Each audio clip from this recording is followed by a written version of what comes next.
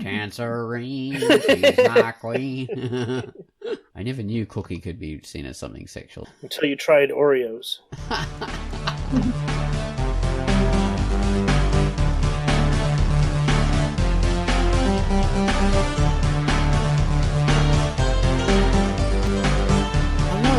And welcome to the Drunk Up QUACKCAST. This is QUACKCAST number 450, big round number, and this is coming out just before Halloween, which is next week sometime, or, a few days away for you people if you're listening at just as this has come out.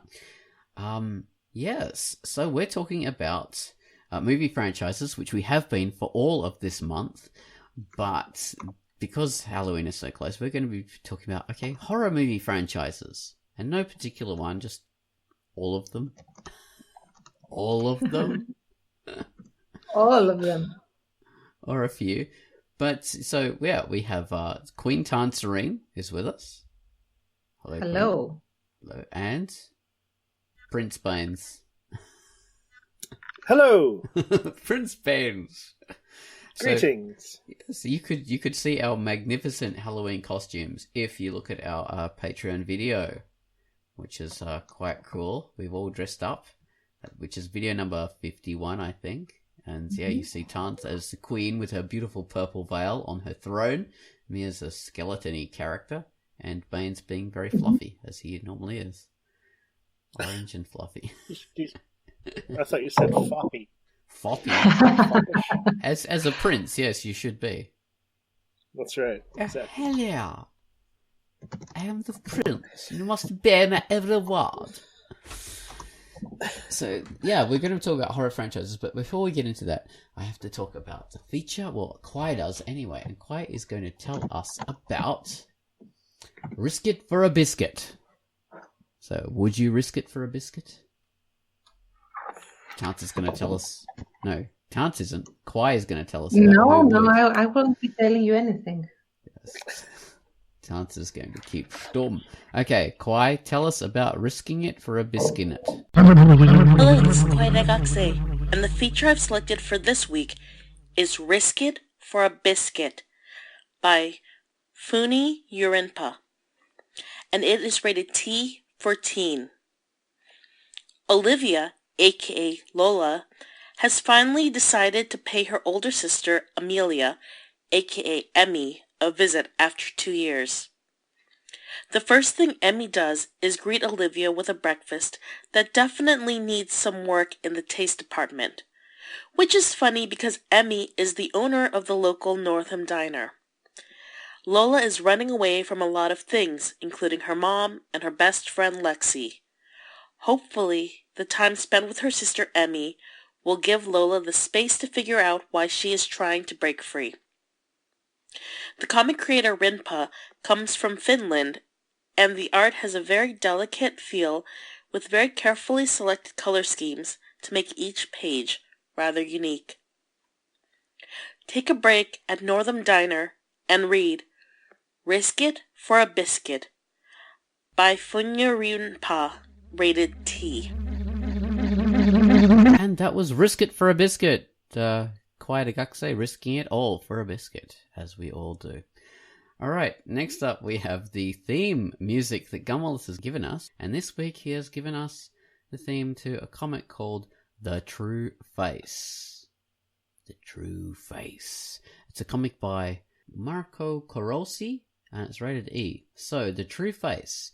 Tumbling, bouncing jollity, skipping ahead, this tune flows like the crystal clear stream over coloured stones, winding its way past vivid viridian grass, joining other brooks and rills till they all come together to disperse into the vastness of the ocean. So take it away, Gunwallace, with The True Face.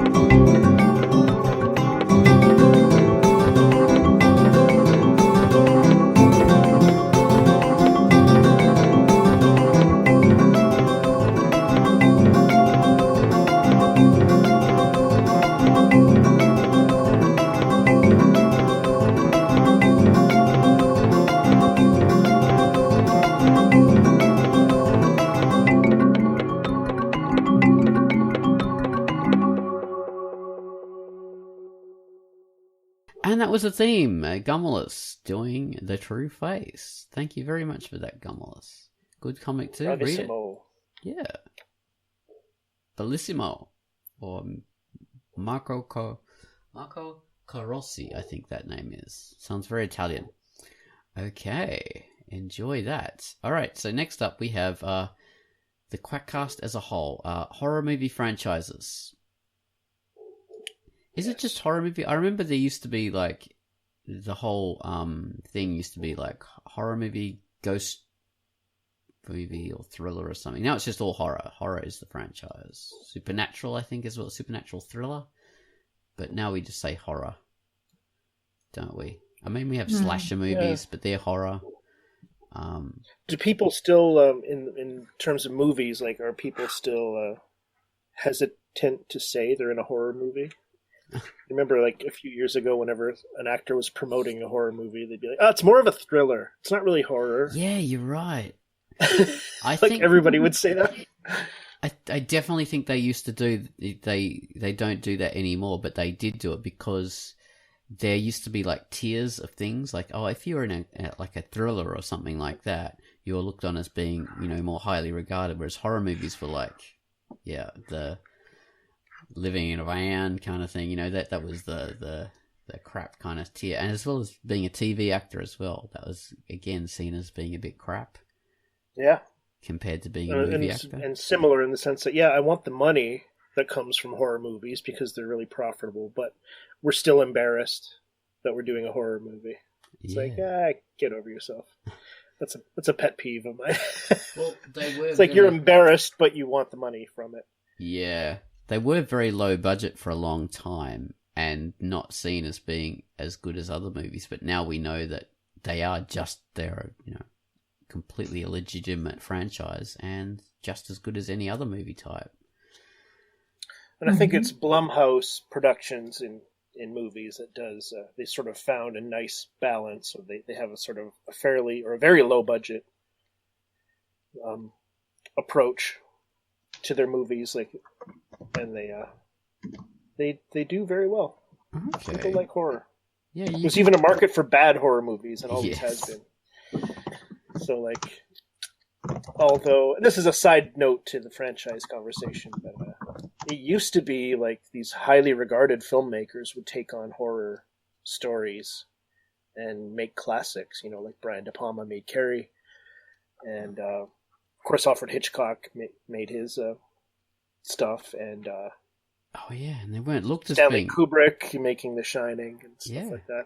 And later it became more of hacks, like low budget, just made on the cheap and still make money kind of approach. Oh yeah, in the 80s, the late 70s and into the 80s, you did have real kind of like high tier horror, like the Poltergeist movies like that. Yeah. And then you had really crap ones. I think even like the Halloween movie, although people love it and regard it highly, the Halloween series, that, was quite low budget and it wasn't regarded very highly. Very, very low budget, yeah. And it was an idea not from an artist, it was from I think a producer or an investor, I think a studio guy or something. I don't remember the guy's name, but it's like, I had this idea about a killer stalking babysitters, call it Halloween, Yeah. And so it was kind of a very market savvy kind of idea. And then it happened to go to John Carpenter, who had made one movie at that point, and Assault on Precinct 13, I think, was his first movie. And then so Carpenter got it, and he was able to get a great deal for himself. He's like, I want my name above the title, I want like all this stuff, and they weren't thinking that it would necessarily become the institution that it did, but John Carpenter and Deborah Hill writing it together, and then Carpenter directing it, just he's an artist. He knew what he was doing, and just became this massive thing. Yeah, well, and then John Carpenter, of course, went on to do bigger and better things. Yeah. Like, made a name for himself, doing thrillers and that kind of stuff, and action movies. So he had, like The Thing, which was like an action movie horror, which is fantastic. Yeah, Big Trouble in Little China, which I think was a big budget flop, but it's an amazing movie. Yeah, one of the classics. Yeah, all sorts of things, like Escape from New York. Was that his? Yep. Yeah, that's his. Yeah, I'm just thinking of, obviously, what's his name? Who's in all those films? Kirk Douglas? Kirk Douglas? No, it's Kurt Russell. Kurt Russell, that's it.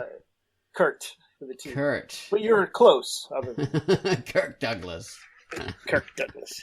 With his double chin, isn't everything? Dirk gently. Dirk chin. But yeah, Halloween was was that the first of the modern day, like, kind of franchises, period? Horror franchises in general? Late 70s? Did it come out before, did Halloween 2 come out before Empire Strikes Back? Or Jaws 2? No. I'm not sure, but it's back in that time anyway. Halloween was so massive that they got a sequel, and John Carpenter wrote it. Didn't want to do it. He thought that movie needed a sequel. Yeah. And he was just like, I really don't. He like sort of has this famous or really great quote that he like, had a 6-pack or a whiskey by his side to force himself through this script. Writing Halloween 2. That sounds awesome. Well, yeah, it's hilarious. One more page to and then go. One more shot. And that's where he came up with the twist. Like, he needed some kind of twist, so of Michael Myers being Jamie Lee Curtis's brother. She was the baby, kind of a baby sister in Halloween 1. So he gave them some kind of connection with that, which is kind of takes away from, a lot of people thought later that takes away from the incomprehensible nature of, why does Michael Myers look at her and choose her. Well, that's the thing to think about in terms of franchises, because, okay, so a horror movie franchise isn't just, okay, we've got this, like in a normal franchise we talked about, like Star Wars or Indiana Jones, we have a bunch of characters, or, one particular character we can base the thing around. So we just drop him into a new adventure, or we have a continuing story like in Star Wars. But in the horror films, it's the whole idea of a horror film is to have a setup where you don't know a lot of stuff. And that's where the fear comes from, because you've got to sort of fill in the blanks yourself. But the more franchises you do, you usually have to expand on the world, and you have to inform people of more and more things within it. So it just becomes less and less scary, because you know more of the rules, you know more of the unknowable stuff.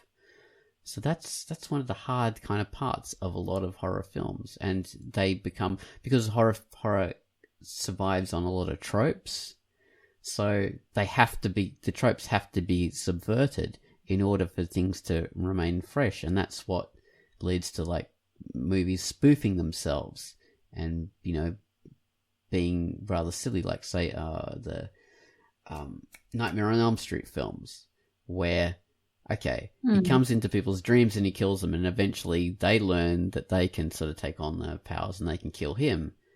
And, that had to be done, but it sort of takes away Freddy's power. And the other thing is, you kill the big bad guy, but no, the big bad guy comes back. And after a while, the audience gets a bit fatigued with that kind of thing. So those are the problems with franchising horror, aren't they? It has those, like, inherent things. It makes it very difficult to keep on going. Would you agree with that? Sometimes they also try to introduce like a successor or different versions. I think with Predator, they did that a lot. Like trying to get bigger, badder predators out there, which made them somehow less intimidating and less frightening than the original Predator, which was a novel concept and everything. Yeah, well, bringing to mind Alien, that did the same kind of thing, but it worked. Yeah, it worked in Alien. You could keep on doing that. Yes and no, I would say. Like, there are like the 3 Alien movies, I think the most intimidating is not the one with the human-esque alien, the one that imprints on Ripley and kills the actual queen. Okay. If you recall. I don't think that is the scariest. I think that is more a sort of fascination, perhaps with the setting, or like it becomes a bit quaint in a sense, I would say, because you are so well acquainted with the actual monster, you need different versions of that monster to go on. And usually those different versions cannot capture again the same kind of mystification that you had in the beginning.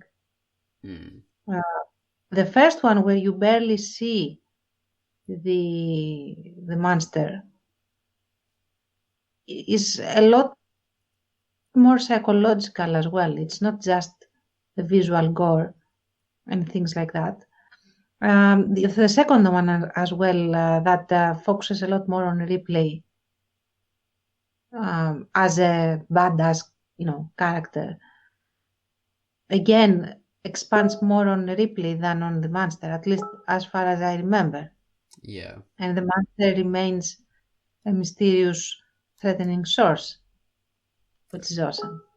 And then there's that third one where they have the is it the third one, which is on the prison planet? Yes, I think so. It's not. I don't know if it is a prison planet. Oh, yeah, it is a prison planet. I think it's they try to genetically recreate the monster, and they have cloned the Ripley I don't know how many times and stuff like that. Yeah, so the premise is rather thin, but it still sort of works because the people have no defense against the monster. I don't say it doesn't work. It just is not as scary. That's what I'm saying. In terms of the fright and the thrill of it. But the people have no defense against the monster, which adds to it. So usually, when we have a knowable enemy, we develop defenses, like in the second film. So they've got, the Marines have got all their guns and sort of stuff, and flamethrowers and everything, which, are a defense against it. Whereas in the third one, they're back to sort of being, completely defenseless against it. So yeah, there are ways of doing it. So yeah, that's the aliens, and then it gets very silly in the new films, of course, and it just takes away from all of the fear and everything just by being dumb. It's not that fearful. Like, I really liked, and I think it's a mostly guilty pleasure. I liked watching the Alien versus Predator one. Oh, right. Which is a terrible movie. It's not good by any means. But it was so fun to watch. It's a popcorn movie. It's meant to be watched with your friends and have a lot of fun. It's not scary, no. Yeah. Okay, there is no scares in it. Even like most of these crossover ones, let's say, what's the other one? Jason versus Freddy. Yeah. Or Freddy versus Jason. I don't remember the order in the title. But they are also not scary. Yeah. It's compelling. I enjoyed watching it, honestly. I have to say, I enjoyed watching it, and I enjoyed the whole manner that we were made to root for Jason and not Freddy. Yeah. But I didn't feel scared. Okay. Yeah, it's weird when a horror movie becomes not scary. Well, you're talking about franchises, mainly, but say I saw the film Hereditary the other day, which I don't think is a franchise. It could be, I'm not sure, but I don't think it is. But I didn't find that scary at all because it was just not well done. It was just too stylized and too silly. Too many things were included in there that just didn't work as a scary kind of thing. And yeah, so that's a horror movie that does not scare, for me anyway. So that the whole purpose of the movie is to be scary, and if that doesn't work, then it's failed. It's utterly failed because there's nothing else to justify it. And also, I think a good horror movie should offer catharsis in the end, in the sense that it should wrap up the whole scary trip nicely with a bow tie in the end, where you feel that everything has been resolved, or at least resolved to a very good point, and that things are satisfactory. Like you have peace inside more than anything. Yeah. What I mean by this is like either you have the characters being safe, or you have the characters having had some kind of breakthrough and development that will allow them to defeat the big bad, or they discover something that makes the big bad not be scary anymore, whatever. But something, I think that you should have catharsis in such a movie and return the audience to a sort of balance, let's say.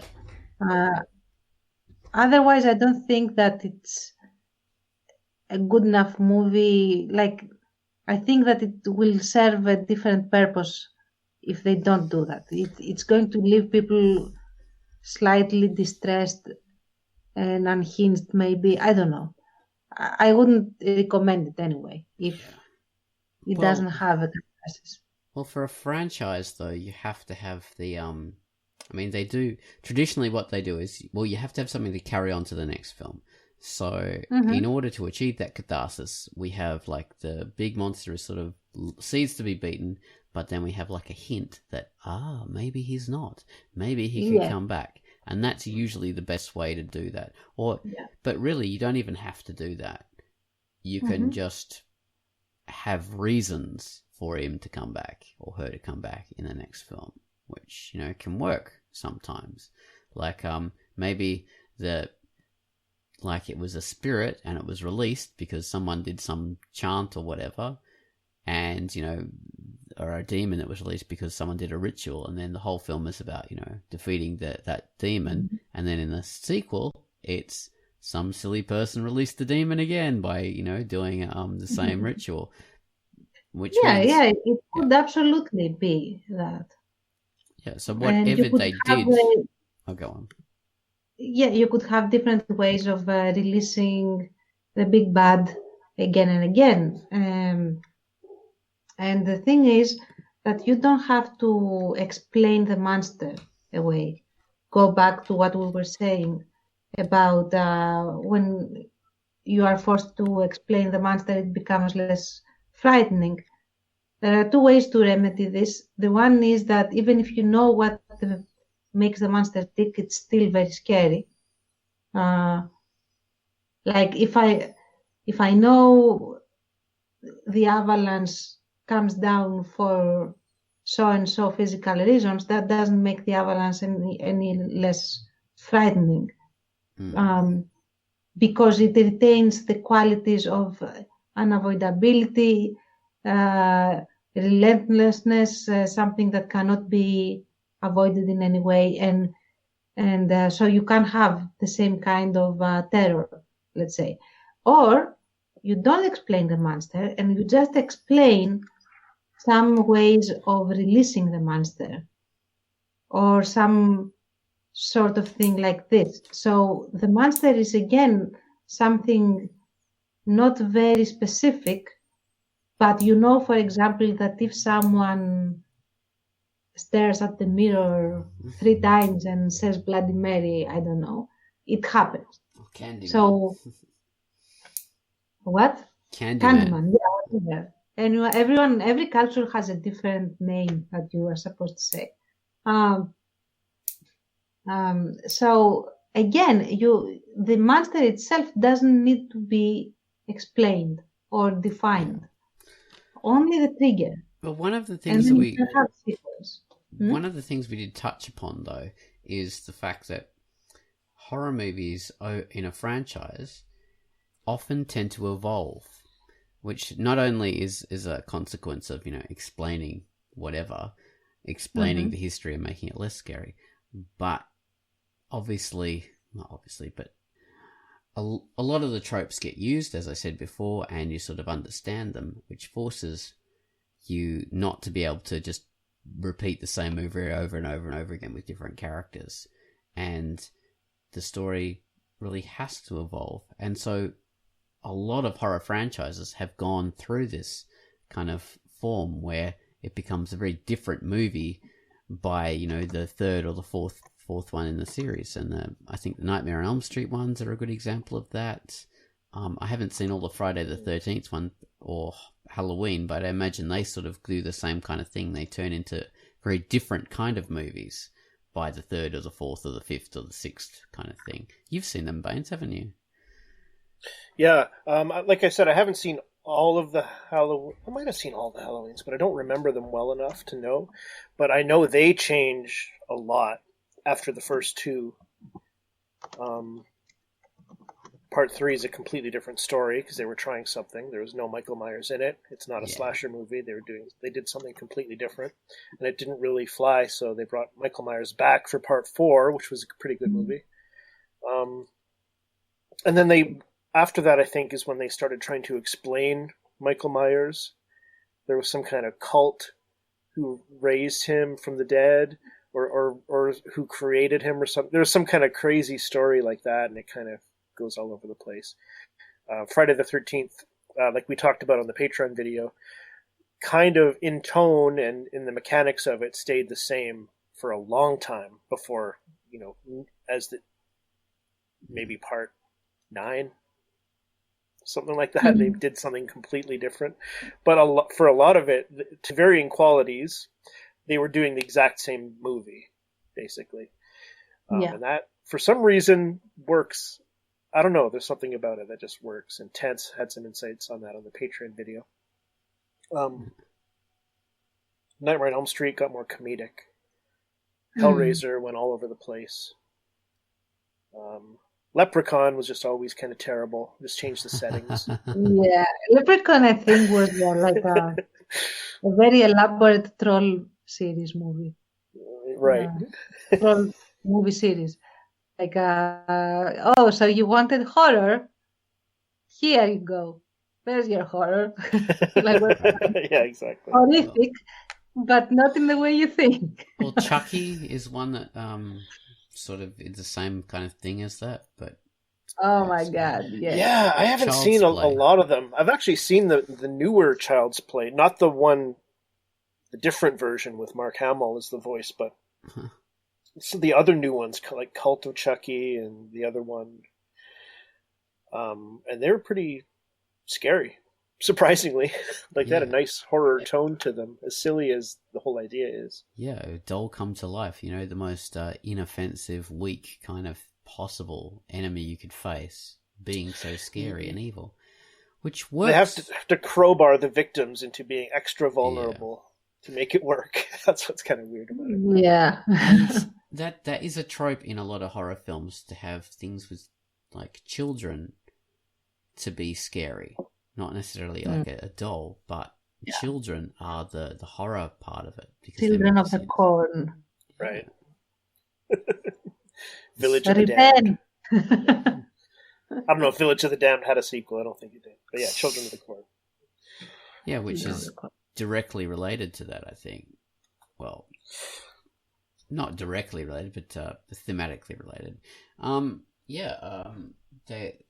That's like Poltergeist, Exorcist, these kind of films as well. Poltergeist didn't really feature a scary kid. Just the kid was the target, Yeah. or Yeah. the poltergeist, more or less. And that was a frightening movie. Oh my God. Of course, I watched it when I was 12, Yeah. but I think it was the one movie that scared me off horror movies for like 20 years or so. Yeah. Yeah.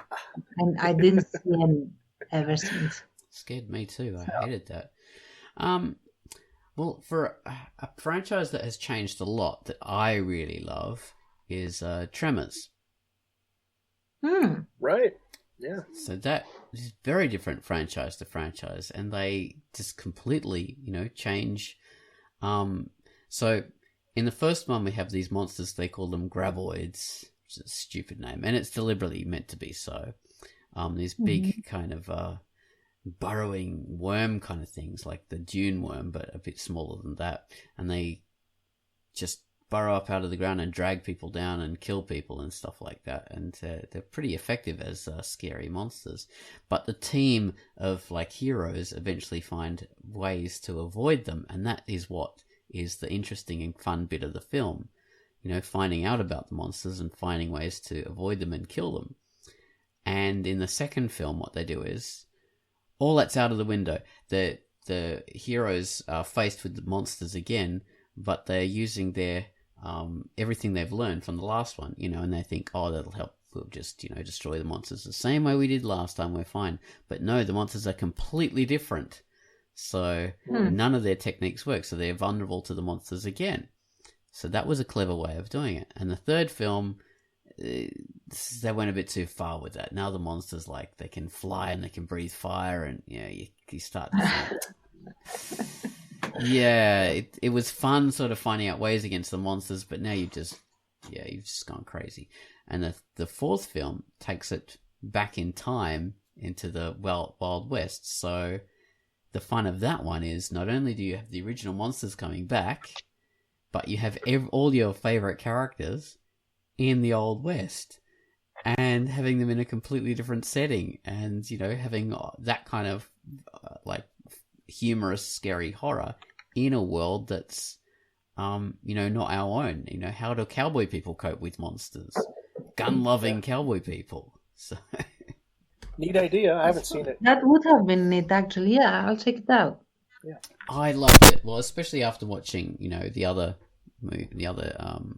movies in the series. So yeah, that's a good example of one that changes and evolves. I think Evil Dead is another franchise. Yeah, that's an interesting one for sure. Yeah, where the second movie is kind of a sequel, but it's also just kind of a remake of the first movie. Yeah, bigger budget. And then Army of Darkness is completely different. Evil Dead 3. It's almost a standalone movie. They kind of retell the story again in the first 2 or 3 minutes. And then it's a completely different kind of horror comedy adventure. Yeah, it's amazing. Classic on its own, almost a standalone movie. Yeah, so And also I think that horror goes very well with comedy. It does. Yeah. And which, as long as it's intentional comedy, yeah, it does. Yes. If it's not intentional comedy, again, it's comedy gold. It's not scary. But if it is intentional, it can provide this catharsis in a different way, like having people laugh while within the whole scary context is a kind of dispelling of the terror, quote unquote, and it helps, and it provides for a very balanced entertainment meal, let's say. There's a lot of talk about in horror comedies, in the great ones, about how an effort is made, and this goes all the way back to Abbott and Costello Meet Frankenstein, and why a lot of people think that movie holds up really well. I think so. Is because the monsters are played straight, and in modern times those monsters are not scary, but for the time. And for the mixed tones that it has, Dracula, the Wolfman, and Frankenstein's monster are played straight. They play them the same way they played them in their standalone movies. And Abbott and Costello are the funny ones. Their reactions are funny, and their kind of side story is more comedy oriented, but the monsters are still the monsters. They're not made goofy. Same thing in Friday the 13th Part 6, that had a lot more comedy and even meta comedy, but Jason was still Jason. He was still a killer. He was still kind of scary-ish. And, Okay. And then Scream also. Scream originally was written as more of a comedy. Yeah. And in its development, they made it an actual horror movie. Commentary, like commenting on horror slasher movies, but also its own slasher movie. And that's a classic. Yeah. Classic. I can't say like I don't really consider Scream. At least I have seen like the first one only, I have to say. So That's all you need to see. judging by that, what? That's all you need to see. Okay. Judging by that, I wouldn't really call it a horror movie. I don't remember feeling scared. I remembered catching myself trying to evaluate how many and which tropes they would go after next, more than anything. So, and I think that they do that on purpose. Like you are pulled away from the story in a sense by having everyone discuss the tropes and also be the tropes. Right. But it was fun. It was entertaining. So it took you out of the movie a little bit. Yeah. It did. Yeah. You know what I'm saying? Yeah. I can see that. I enjoyed it as a huge fan of Friday the 13th. I vividly remember going to see it. I really enjoyed it. Yeah, but you make a good point though. Yeah, is it completely scary? It's a bit of a roller coaster. It's got some jump scares. It is a slasher movie with the whodunit element also. Yeah. I wanted to also say about Jason that he evolves as well, and I think that he becomes a better monster towards like every movie that let's not say every movie because some of those are questionable, but in the ones that have some merit, let's say, he evolves really well. He starts off with a bag over his head, then he has this hockey mask. I think it's a hockey mask. His first sort of starring role in part 2, he's wearing the potato sack on his head, the Elephant Man, and then part 3 he gets his hockey mask. Exactly. Yeah. Which it's like he has this evolvement throughout 3 movies until he becomes, Jason as we consider him in pop culture. Because I don't think anyone really, if you ask someone to draw Jason, they wouldn't draw him in the sand, in the potato sack. Right. But in the actual hockey mask. Yeah, for sure. And he's often talked about as like the slow moving killer, and that's not until part 6, I think. Is he even I think he's slow moving in that, but it was sort of much later in the series before he became what he became. Like, as much as I said, like every movie is the same, they have the same structure, but the character does change a lot. Actually, he changes a lot, but he remains true to the original concept. Yeah. So he changes, but he changes in a way that keeps him basically constant, if that makes sense. In terms of his character, it hangs together. Sorry, what? The core is constant. Yeah. One of the interesting things about Jason, of course, is that has a slightly classical base because he is sort of Beowulf's monster. He's Grendel. And we start off with the real monster being in the first film as Grendel's mother, as it is in the original Beowulf tale, which is an interesting classical thing. But because of his supernatural basis, he really does lend himself to that folklore and that mythology. He's like one of the fairy monsters who lives in the Crystal Lake and comes out as a monster and is immortal. So he's almost like an immortal evil spirit that is called forth, like an embodiment of nature, because he's like the kind of like a thing that he evolves into as a horror trope is like a what's that, a natural force sort of thing, rather than being an actual human, because he doesn't think, he doesn't talk, he doesn't interact like another human. He's a force of nature. That's it. Mm-hmm. So Right. the form he takes is almost like a natural evil spirit, or like a manifestation of some kind of ancient evil in a form of a person. Anyway, sorry, Tance, what were you going to say? Yeah, no. I shouldn't talk. I interrupted Baines just before, and I didn't even say anything. No problem.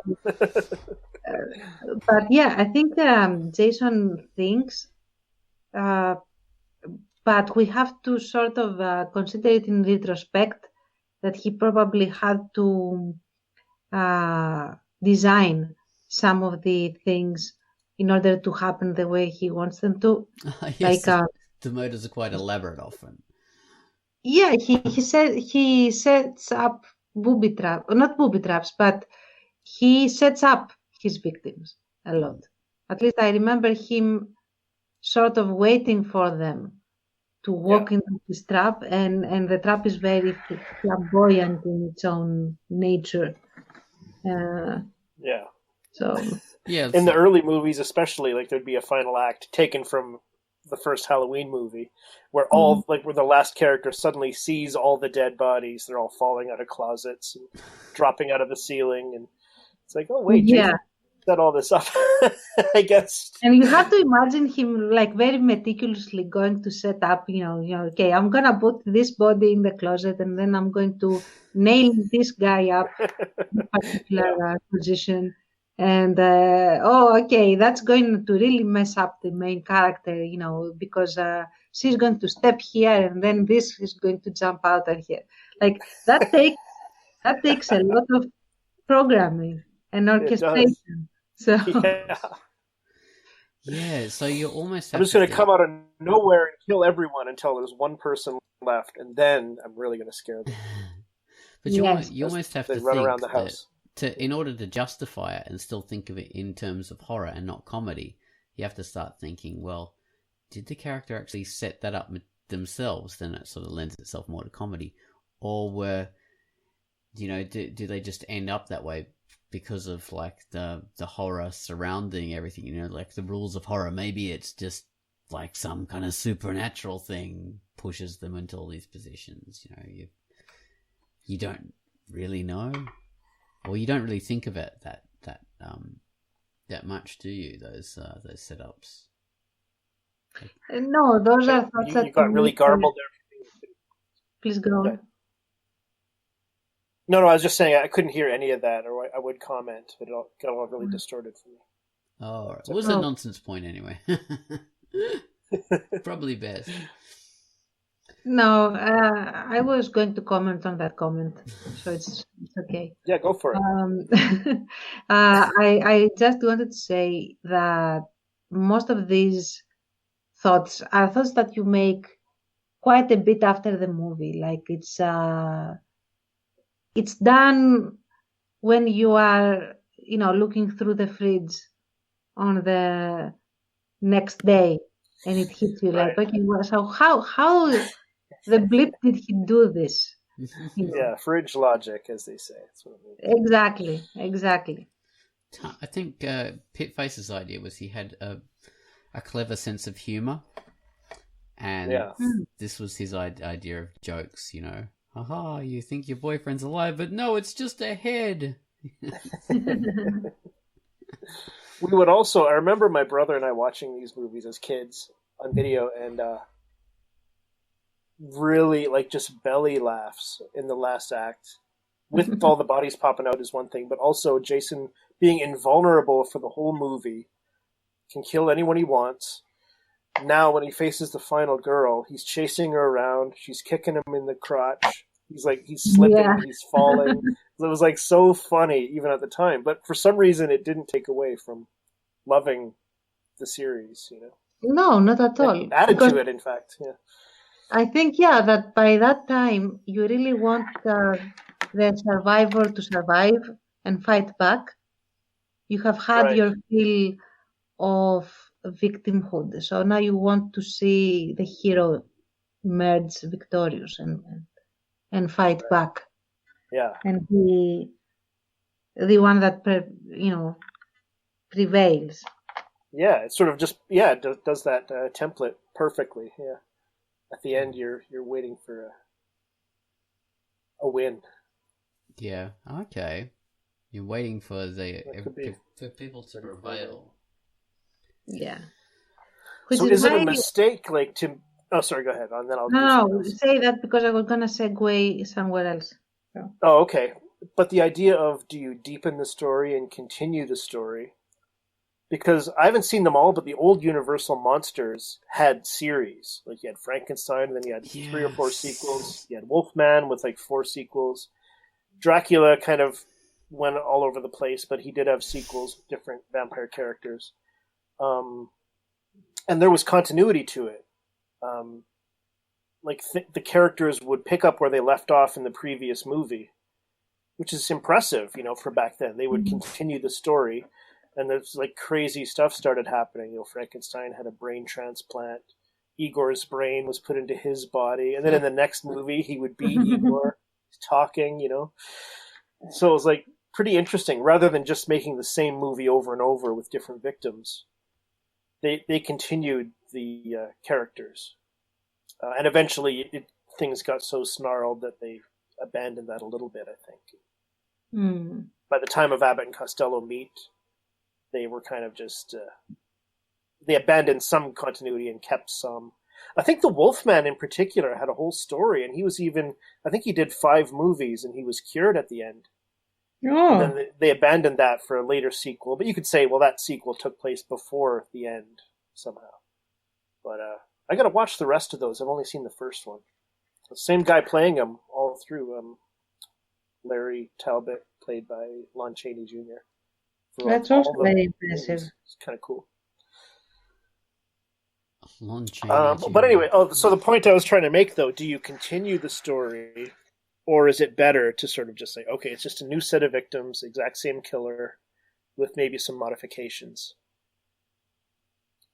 And just do the same movie again. It's the same idea in comedies, comedy sequels. Like, okay, we just do the exact same story again? Or do we try to do something different? Yeah, well, often interesting to think. Yeah, often they do something different. And I think those are the ones, I don't know, you really can't have a blanket statement saying, yeah, when they doing something different is the way to go, because that always works, because sometimes it absolutely doesn't. And sometimes just doing the same formula again actually really works well. So it depends. It depends. Sometimes, all those kind of things. Like in the Alien films, of course, which are very different from film to film. Some of them are great and some of them are not.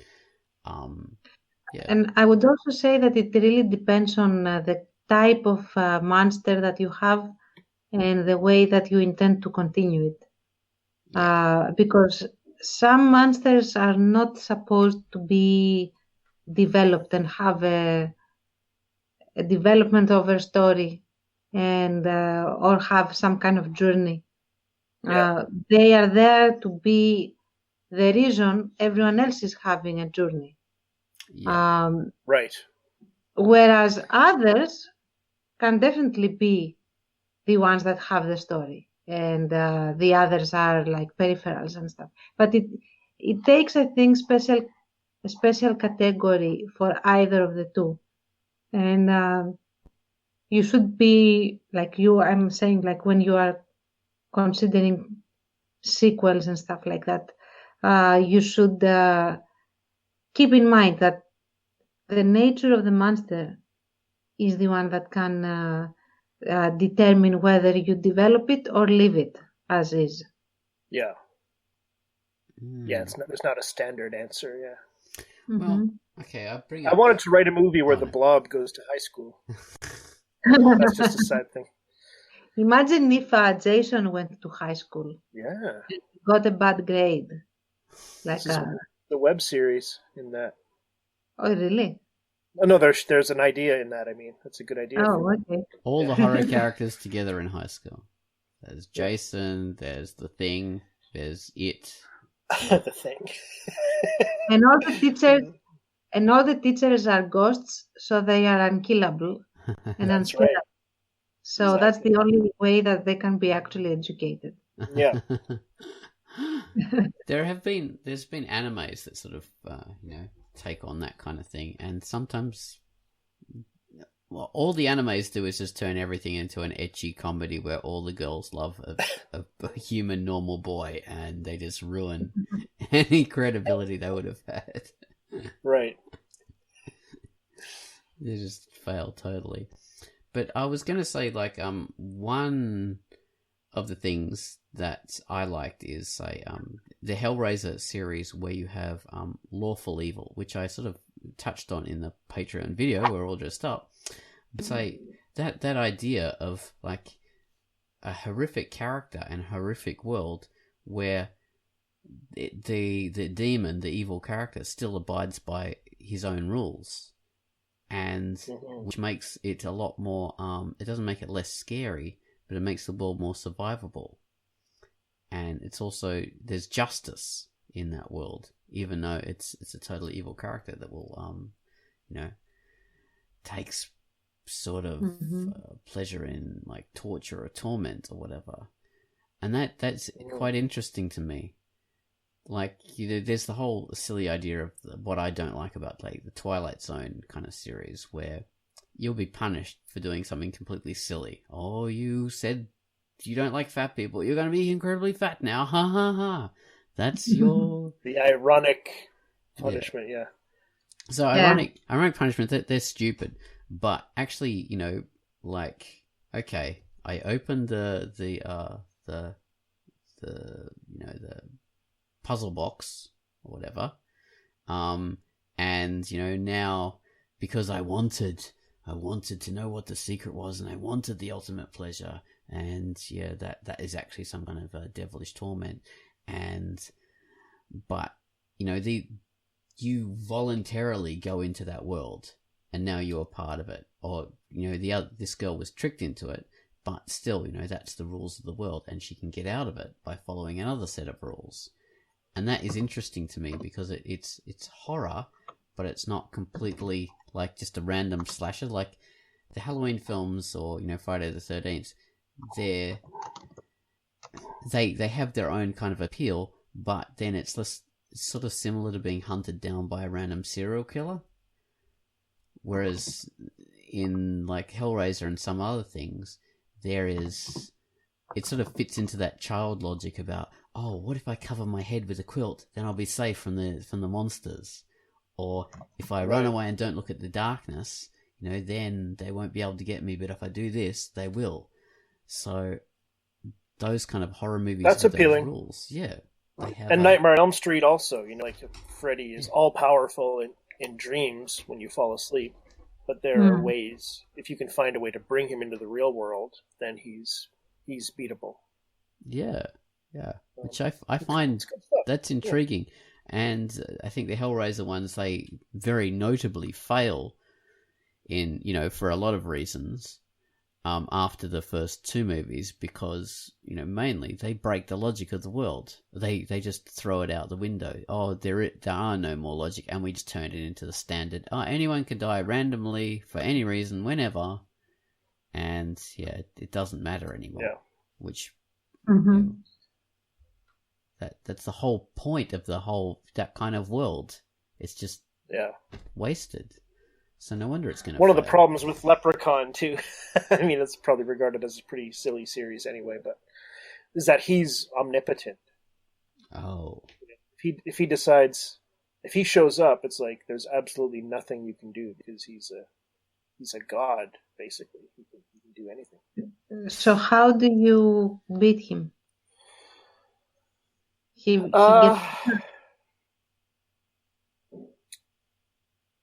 I don't know. I'm trying to remember. Usually they're too boring to watch the whole way through for me. Oh, okay. That can work. Okay. You can have an omnipotent evil character as long as you have an omnipotent good character to defeat them, or you have like something that Superman raises. versus Leprechaun. Yeah, or something that evens out the playing field. You know, if I use my kryptonite against this evil character, that will reduce his power enough that I can punch him in the face and start to beat him. Or maybe I have an amulet or something that gives me godlike powers as well, so I can walk through walls and, you know, get him. So I think it's something like that in Leprechaun. Yeah, that turns out to be some kind of magical thing you can do to stop him. I shouldn't have brought it up without knowing. Actually, yeah. I'm sure they beat him somehow in the end. You've unfairly... Sometimes he just gives up and moves on. You know, I loved Leprechaun in Space. It's my favorite one. It's the craziest one and the silliest one. I seem to recall something about a four-leaf clover or something like that. I think. Yes, in the early movie, the first one of the early ones was probably something actually connected to Leprechaun mythology. Okay. All right. Look for the supplemental when I do my research on Leprechaun, and I'll let everyone know. It's pot of gold. Don't touch me, pot of gold. But to God. My pot of gold, you damn potatoes. Stay away. Be gone. That could be quite fun. But I don't think... I think it was Danny Baker or someone? No, it wasn't Danny Baker. One of these people who did the guy from Willow, I think, played the leprechaun. Yeah. Warwick Davis. Warwick Davis, yeah. And he's like a comical kind of actor in his own right, so maybe that's one of the reasons it doesn't work so well. Yeah. Willow being the evil leprechaun. Okay. Well, so any other franchises or series we should bring up? I'm not really cognizant of many. Okay. We'll say Gremlins was a comedy horror. Yeah, I don't think that Gremlins is truly horrific in the sense that, okay, so it jumps at you from inside the filing cabinet. I don't think so. They have these very creative ways of being killed and everything. I think it's more like a thriller, I would say. Yeah, at best. A thriller comedy. Well, what about Critters, which was the that was inspired by Gremlins? So instead of having like little cute creatures that turn to evil ones, we just have like little tiny evil puppet demons that are very unconvincing puppets that come out of the toilet and all that kind of stuff. I don't actually know because I haven't seen Critters. So. Okay. Well, yeah, that's an interesting series. Then we have, say, It, the new version of It, which has become a horror franchise, somewhat. Because, well, it's not really a proper franchise because we have chapters. But yeah, they just split it into two, like the kids and the adults. Oh, right. People found that I don't know. shocking. I was never a fan. I think it's not... The horror is more on the imagery that this It takes, rather than like for example when it turns into the old woman that is naked and stuff. I think there is a level of ickiness in the whole thing more than scare. Okay. But again, it might be just me. I was more disgusted than I was scared, to be honest. Mm-hmm. It's interesting though that it follows the idea of making something that's meant to be like fun and light-hearted, as in a clown, and turning that into something evil and horrific.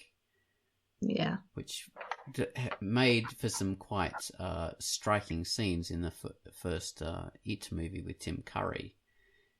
And also there's it's a very silly horror franchise called Killer Clowns from Outer Space, where you have them coming down in a circus tent as a spaceship, I think. Isn't that just a movie? I don't think it's a franchise, is it? I think there were like at least 2.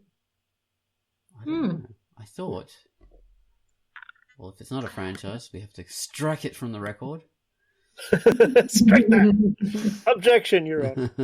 Would you say that Dead Snow is it's a horror? Yeah, there's at least 2 of them now. There are 2. The second is better, in my opinion, Okay. because the first one doesn't really have that catharsis that I was talking about. Spoilers, I guess. Yeah, I really don't like movies, the horror movies that end on the monster ruling everything, basically. So the second one is better. It's more fun, again, because it has zombie Nazis and zombie... well, it had zombie Nazis in the first one as well, but it also has zombie communists, which is really fun. Like very hardcore Soviet Red Army communist. Right. Communists. Okay. Really fun. I've only seen the first one. I mean, this is deep cuts. I mean, in my opinion, anyway. Like these are the more obscure kind of horror movies. So it'd be worth a look. Well, yeah. Well, Killer Clowns from Outer Space. There is at least 2 of them. There might be more. No way! Wow. So there you go. I had no idea. You can watch those now. Classic 80s horror. Yeah, Late I've 80s. seen the first one, I guess. I only knew the one. So yeah, now we're getting into the weeds here. Exactly. And often the problem is these obscure horror movies don't always have sequels. So they're usually one-offs because they didn't have the money to make a second or a whole bunch of movies. But yeah, this one did. And yeah, but a lot of them are like cheap enough that you can make sequels, and they make enough money to do more. You know. Okay. In the days of video stores, you used to be able to go through, like now you're making me remember, and see these. These Scarecrow movies. What were they called? They're Dark Harvest, I want to say. I didn't watch them. I was like, oh my god, there's like 3 of these things. Never even heard of them.